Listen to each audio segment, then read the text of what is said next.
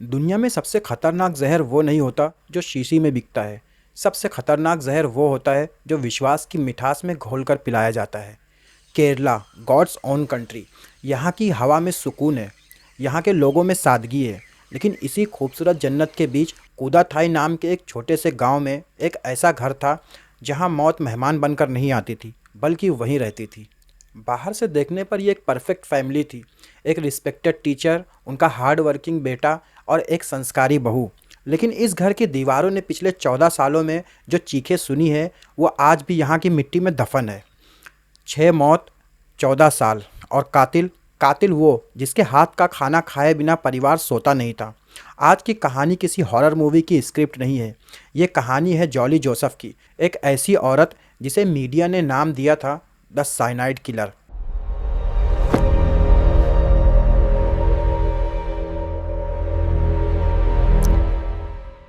Hello दोस्तों, स्वागत है आपका डार्क डायरीज़ के इस नए एपिसोड में। आज हम देखेंगे कैसे एक लालच ने एक पूरे की पूरी फैमिली को मौत के घाट उतार दिया। कहानी की शुरुआत होती है साल 1997 से, जब जॉली जोसेफ की शादी रॉय थॉमस से हुई थी। जॉली एक सिंपल फार्मर फैमिली से थी और रॉय एक बहुत ही इन्फ्लुएंशियल और पैसे वाले परिवार से था। पुन्नामत्तम फैमिली गांव की सबसे रिस्पेक्टेड फैमिली थी। यहाँ इस बड़े घर में पावर सिर्फ एक ही इंसान के हाथ में था, अनम्मा थॉमस, रॉय की माँ। अनम्मा कोई आम औरत नहीं थी, वो एक रिटायर्ड टीचर थी। स्ट्रिक्ट थी और बेहद ही अनुशासित। घर में क्या पकेगा, पैसे कहाँ खर्चा होंगे और कौन किससे मिलेगा, ये सब अनम्मा तय करती थी। घर की तिजोरी की चाबी हमेशा उसकी साड़ी के पल्लू से बंधी रहती थी। जॉली जो नई नई बहू बनकर आई थी, शुरू में तो बहुत ही आदर्श बहू बनी रही, लेकिन अंदर ही अंदर वो एक घुटन महसूस कर रही थी। जॉली को शौक था हाई लाइफ का, पैसे का और आज़ादी का। लेकिन अनम्मा की मौजूदगी में जॉली सिर्फ एक शैडो बनकर रह गई थी। अनम्मा चाहती थी कि जॉली अपनी पढ़ाई पूरी करे, नौकरी करे, लेकिन जॉली के प्लान्स कुछ और ही थे। वो पावर चाहती थी, लेकिन मेहनत करके नहीं, बल्कि शॉर्टकट से। और ये शॉर्टकट लेने के लिए रास्ते का सबसे बड़ा कांटा थी अनम्मा। साल था 2002, अगस्त का महीना। केरला में बारिश का मौसम था। घर में सब कुछ नॉर्मल चल रहा था। किसी को अंदाजा नहीं था कि आज पोन्नामत्तम हाउस की किस्मत बदलने वाली है। उस दिन अनम्मा की तबीयत कुछ नरम थी, उन्हें हल्की थकावट महसूस हो रही थी। जॉली एक ओबीडियंट बहू की तरह किचन में गई। उसने अनम्मा के लिए उनका फेवरेट मटन सूप बनाया। सोचिए उस सीन को, किचन में सूप उबल रहा है, खुशबू पूरे घर में फैल रही है। जॉली उस गर्म सूप को एक बॉल में डालती है, लेकिन शायद सिर्फ मसाला और मटन ही नहीं था उस बॉल में। उस दिन उस सूप में कुछ ऐसा मिलाया गया था जो स्वाद नहीं, मौत लेकर आने वाला था। जॉली वो सूप लेकर अनम्मा के कमरे में गई। बड़े प्यार से कहा, मम्मी ये पी लीजिए, आपको ताकत मिलेगी। अनम्मा ने अपने बहू पर विश्वास करके वो सूप पी लिया। 1 चम्मच, 2 चम्मच और बस कुछ ही मिनट के बाद अनम्मा के शरीर ने जवाब दे दिया। वो ज़मीन पर गिर पड़ी। उनका शरीर अकड़ने लगा, मुंह से झाग निकलने लगा, आंखें ऊपर चढ़ गई। घर में अफरा तफरी मच गई। रॉय और टॉम थॉमस, जो कि अनम्मा के हस्बैंड थे, उन्हें लेकर हॉस्पिटल भागे। जॉली भी वहीं खड़ी थी, परेशान दिखने का नाटक कर रही थी, लेकिन उसकी आंखों में ज़रा भी डर नहीं था। हॉस्पिटल पहुंचने से पहले ही अनम्मा थॉमस दम तोड़ चुकी थी। डॉक्टर्स ने सिम्टम्स देखे, कोलैप्स होना, झाग निकलना। उन्हें लगा ये एक सेवियर कार्डियक अरेस्ट है। 57 साल की उम्र थी, स्ट्रेस था, तो किसी ने सवाल जवाब नहीं किया। और उस वक्त की सबसे बड़ी बात यह थी कि किसी ने पोस्टमार्टम की मांग नहीं की। क्यों? क्योंकि बड़े घरों में पोस्टमार्टम करवाना बदनामी माना जाता है। लोग क्या कहेंगे, पुलिस केस बनेगा। यही सोच कातिल का सबसे बड़ा हथियार बन गई। अनम्मा को दफना दिया गया। रिश्तेदार आए, रोए और चले गए। सब ने जॉली को दिलासा दिया। बेचारी बहू सास की कितनी सेवा करती थी। लेकिन हकीकत ये थी कि अनम्मा के जाने के बाद जॉली सबसे ज़्यादा खुश थी, क्योंकि अब वो की जो कि हमेशा अनम्मा की कमर पे रहती थी, अब वो जॉली के हाथ में थी। घर का कंट्रोल अब जॉली के पास था। पैसा, डिसीज़न, आज़ादी, सब कुछ। ये जॉली की पहली सफलता थी। उसे समझ आ गया था कि किसी को मारना कितना आसान है और बच निकलना उससे भी ज़्यादा आसान। शेर के मुंह में अब खून लग चुका था। लेकिन जॉली को ये नहीं पता था कि यह बस शुरुआत है। अनम्मा की मौत ने एक ऐसा दरवाज़ा खोल दिया था जो अगले 14 सालों तक बंद नहीं होने वाला था। 6 साल तक सब कुछ शांत रहा, लेकिन 2008 में मौत ने दोबारा पोन्नामत्तम हाउस का दरवाज़ा खटखटाया। और इस बार निशाना कोई और नहीं, बल्कि घर का मुखिया टॉम थॉमस थे। अनम्मा के जाने के बाद 6 साल गुजर गए। घर शांत था, लेकिन जॉली के दिमाग में शोर था। अनम्मा के जाने से पावर तो उसे मिल गई थी, लेकिन प्रॉपर्टी अब भी उसके नाम नहीं थी। घर का मालिक अभी भी टॉम थॉमस थे, एक रिटायर्ड ऑफिसर जो अब अपनी पत्नी के बिना अकेले पड़ गए थे। टॉम थॉमस अपनी जायदाद को लेकर बहुत क्लियर थे। वो चाहते थे कि उनकी प्रॉपर्टी उनके मरने के बाद उनके बेटों में बराबर बटे, और अगर बेटे नहीं तो उनके पोता पोती के नाम हो। लेकिन जॉली वो हिस्सा नहीं चाहती थी, वो सब कुछ चाहती थी। उसे डर था कि अगर टॉम ने वसीयत बना दी और प्रॉपर्टी बाकी रिश्तेदारों को दे दी तो उसका क्या होगा। जॉली को पैसे चाहिए थे अपनी लविश लाइफ के लिए, अपनी शॉपिंग के लिए और उस झूठी दुनिया के लिए जो उसने घर के बाहर बना रखा था। तो अब टॉम थॉमस का जाना ज़रूरी था। 26 अगस्त 2008, बिल्कुल वही पैटर्न। जॉली ने उस दिन घर में टापियोका, केरला का एक स्पेशल डिश कप्पा जिसे बोला जाता है, वो बनाया था। टॉम थॉमस को टापियोका बहुत पसंद था। जॉली प्लेट लेकर उनके पास गई। पापा ये खाइए, गरम है। लेकिन इस बार जहर खाने में नहीं था, बल्कि दवा में था। टॉम थॉमस कुछ दवाएं लेते थे। जॉली ने बड़ी सफाई से उनकी दवाई की कैप्सूल खोली और उसमें साइनाइड का पाउडर भर दिया। जहर ने अपना काम तुरंत शुरू किया। टॉम थॉमस ने जैसे ही दवा ली, वो उल्टियाँ करने लगे। वो ज़मीन पर गिर गए। जॉली उनके पास बैठी रही, उन्हें तड़पता देखती रही, लेकिन उसने एम्बुलेंस को कॉल नहीं किया जब तक कि उनकी सांसें टूट नहीं गईं। हॉस्पिटल में फिर से वही कहानी दोहराई गई, यानी कि हार्ट अटैक, दूसरी मौत, सेम घर, सेम सिम्टम्स, और मौत के वक्त जॉली का वहाँ होना। क्या ये कोई कोइंसिडेंस था? गांव वालों को यही लगा। किसी ने सोचा भी नहीं कि एक बहू अपने ससुर को ऐसे मार सकती है।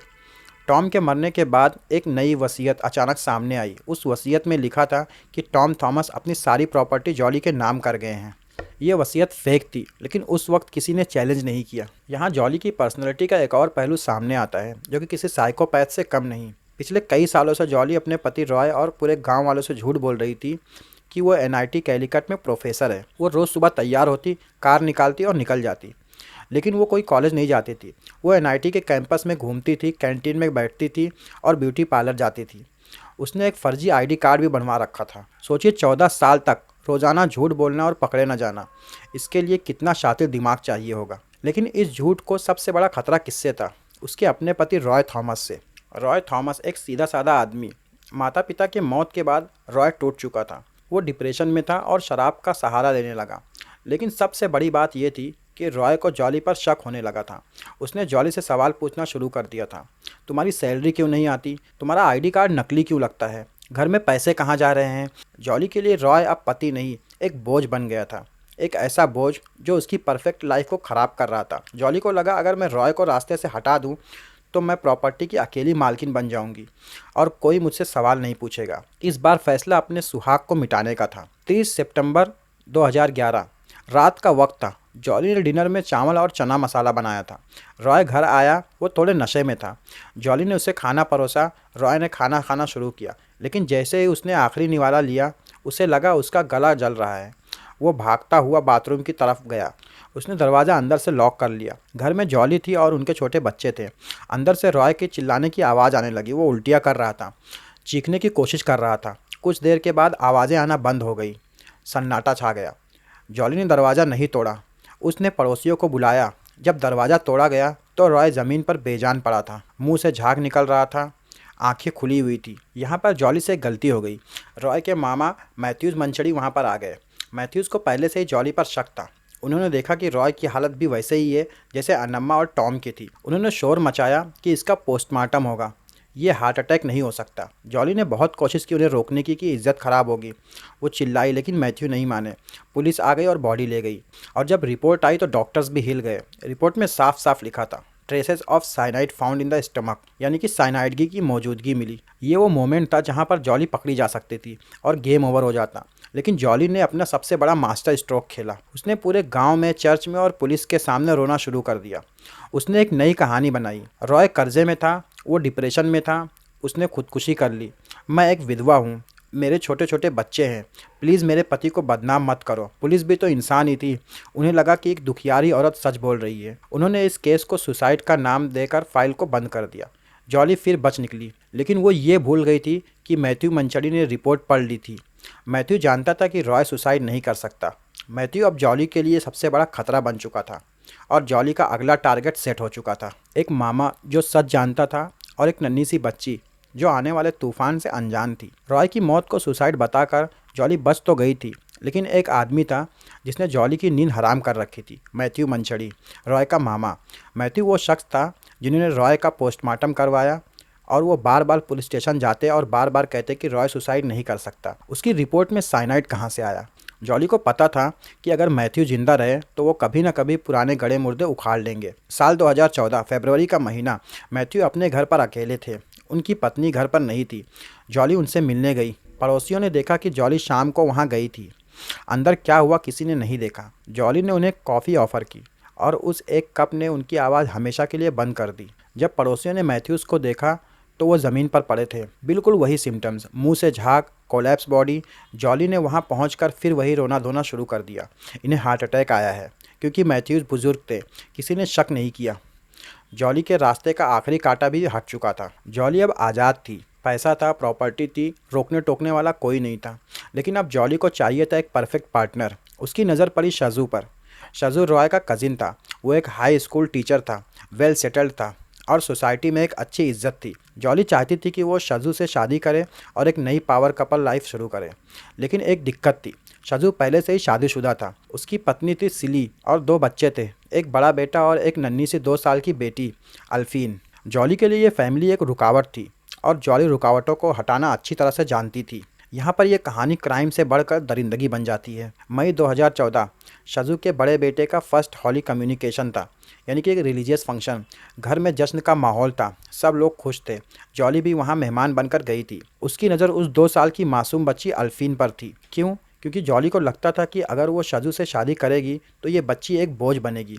फंक्शन के बीच में जॉली ने अल्फीन को अपनी गोद में लिया। बड़े ही प्यार से उसने बच्ची को ब्रेड और मीट करी खिलाई। किसी ने ध्यान नहीं दिया। कुछ ही देर के बाद वो हंसती खेलती बच्ची बेहोश हो गई।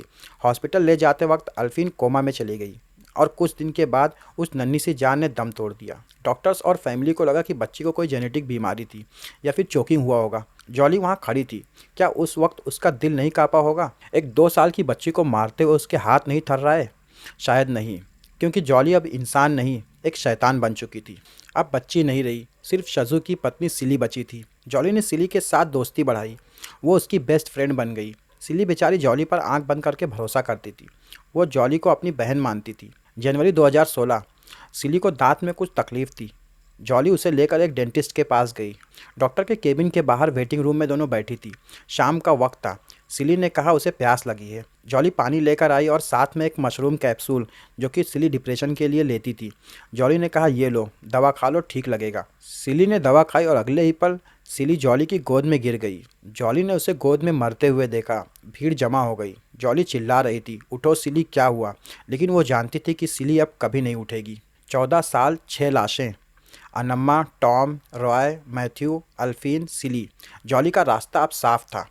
1 साल बाद 2017 में जॉली ने शजू से शादी कर ली। शजू ने शुरू में मना किया, लेकिन जॉली ने उसे मना लिया। दोनों खुशी खुशी रहने लगे। जॉली अब दोबारा उस घर की मालकिन थी। उसके पास प्रॉपर्टी थी, नया पति था और इज्जत थी। ऐसा लग रहा था कि एक परफेक्ट क्राइम एग्जिस्ट करता है। जॉली को लगा कि उसने पुलिस, कानून, भगवान सबको धोखा दे दिया है। लेकिन कहते हैं ना, कानून के हाथ लंबे होते हैं। अमेरिका में बैठा रोजर थॉमस, रॉय का भाई, सब देख रहा था। वो चुप था, लेकिन भूला नहीं था। साल 2019 अमेरिका से रोजर थॉमस वापस आया। उसके हाथ में सबूत थे। उसने आरटीआई यानी कि राइट टू इन्फॉर्मेशन डालकर रॉय की पोस्टमार्टम रिपोर्ट निकलवा ली थी। उसमें साइनाइड साफ साफ लिखा था। रोजो ने देखा कि जॉली ने प्रॉपर्टी के सारे पेपर्स अपने नाम करवा लिए हैं।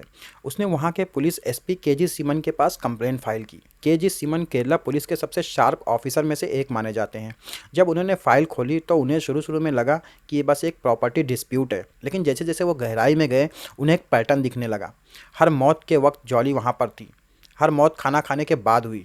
हर मौत के बाद जॉली की लाइफ बेहतर होती गई। सिमन ने डिसाइड किया, हम जॉली से सीधा सवाल नहीं करेंगे, हम पहले उसके झूठ को पकड़ेंगे। पुलिस ने सर्विलेंस शुरू की और सबसे पहला झूठ पकड़ा गया एनआईटी कैलिकट। पुलिस एनआईटी गई। वहाँ पता चला कि जॉली जोसेफ नाम की कोई प्रोफेसर कभी थी ही नहीं। वो वहाँ जाती थी, लाइब्रेरी में बैठती थी, कैंटीन में खाती थी, लेकिन वहाँ की एम्प्लॉय नहीं थी। ये पुलिस के लिए एक यूरेका मोमेंट था। अगर ये औरत 14 साल तक सुबह उठकर काम पर जाने का नाटक कर सकती है तो वो कुछ भी कर सकती है। 4 अक्टूबर 2019 कूदाथाई के इतिहास का सबसे बड़ा दिन। पुलिस की टीम, फॉरेंसिक एक्सपर्ट और मीडिया का हुजूम पोनामत्तम हाउस और चर्च के सेमेट्री पर पहुंचा। गांव वाले नाराज थे। मुर्दों को क्यों परेशान कर रहे हो? लोग चिल्ला रहे थे, लेकिन पुलिस नहीं रुकी। एक एक करके सबकी कब्रें खोदी गई। अनम्मा, टॉम, रॉय, मैथ्यू, एल्फीन, सिली, सबके स्केलेटन बाहर निकाले गए। जॉली भी वहाँ पर खड़ी थी एकदम चुप। पुलिस ने नोट किया कि वो बार बार पानी पी रही थी। उसका चेहरा पसीने से भीग चुका था। जो कॉन्फिडेंस पहले दिखता था अब वो गायब था। फॉरेंसिक लैब ने सैंपल्स लिए और टेस्टिंग शुरू हुई और सब में एक चीज़ कॉमन मिली, साइनाइड। 5 अक्टूबर 2019 पुलिस जॉली को उठा ले गई। पहले तो जॉली ने साफ साफ इनकार किया, मैंने कुछ नहीं किया, ये सब झूठ है। वो बहुत शातिर थी, वो पुलिस को गुमराह करती रही। लेकिन फिर एसपी सीमन ने अपना हुक्म का इक्का फेंका। उन्होंने जॉली की कॉल रिकॉर्ड सामने रखी। उन्होंने वो कॉन्टैक्ट्स दिखाए जो जॉली ने एमएस मैथ्यूज़, जो कि एक ज्वेलरी शॉप का एम्प्लॉय था, और प्राजी कुमार नाम के एक शख्स के साथ उसने बात किए थे। ये लोग कौन थे? ये वो लोग थे जिन्होंने जॉली को साइनाइड दिया था। जॉली ने उन्हें कहा था कि घर में चूहे बहुत हो गए हैं, उन्हें मारने के लिए जहर चाहिए, लेकिन उसने चूहे नहीं इंसान मारे थे। जब जॉली ने देखा कि उसका झूठ पकड़ा गया है तो वो टूट गई और उसने जो बताया वो सुनकर पुलिस वालों के भी रोंगटे खड़े हो गए। जॉली ने कबूला कि उसने ही सबको मारा है। उसने बताया कि कैसे वो हमेशा अपने हैंडबैग में साइनाइड की शीशी रख के घूमती थी। और सबसे डरावनी बात, पुलिस ने पूछा तुम्हें डर नहीं लगा कि जहर कभी काम नहीं किया? तो जॉली ने कहा मैंने पहले ही से टेस्ट किया था। किस पर? एक कुत्ते पर। हाँ, पहले उसने कुत्ते को जहर देकर देखा कि मौत कितनी जल्दी होती है। जब वो कंफर्म हो गई तब उसने इसे इंसानों पर आजमाया। उसने बताया कि उसे कोई पछतावा नहीं है, उसे बस पैसा चाहिए था, उसे एक कंफर्टेबल लाइफ चाहिए थी, और जो भी उसके रास्ते में आया उसने उसे हटा दिया। उसने ये भी माना कि वो अपने दूसरे पति शजू को भी मारने का प्लान बना रही थी, क्योंकि अब वो उससे भी बोर हो चुकी थी। अगर पुलिस वक्त पर ना पहुंचती तो शायद 7वीं कब्र भी खुद चुकी होती। आज जॉली जोसेफ जेल की 4 दीवारों के पीछे है। केस कोर्ट में चल रहा है, गवाह स्टेटमेंट दे रहे हैं। कोदाथाई का वो पूनामत्तम हाउस आज भी सुनसान पड़ा हुआ है, कोई वहाँ रहने की हिम्मत नहीं करता। लोग कहते हैं आज भी वहाँ उन 6 दबी हुई चीखों की गूंज सुनाई देती है। ये कहानी हमें सिर्फ डराती नहीं बल्कि एक गहरा सबक भी देती है। हम सिर्फ मॉन्स्टर को बिस्तर के नीचे अंधेरे में ढूंढते हैं, लेकिन कभी कभी मॉन्स्टर हमारे साथ डाइनिंग टेबल पर बैठकर खाना खा रहे होते हैं, मुस्कुराते हुए, प्यार जताते हुए। तो दोस्तों, कैसी लगी आपको ये true crime story? Please comment में बताएं। और अगर आपको ये वीडियो अच्छा लगा हो तो प्लीज़ वीडियो को लाइक कर दीजिए और हमारे चैनल को सब्सक्राइब कर लीजिए। तो चलिए गाइस, मिलते हैं नेक्स्ट वीडियो में। जब तक के लिए सावधान रहिए, सतर्क रहिए।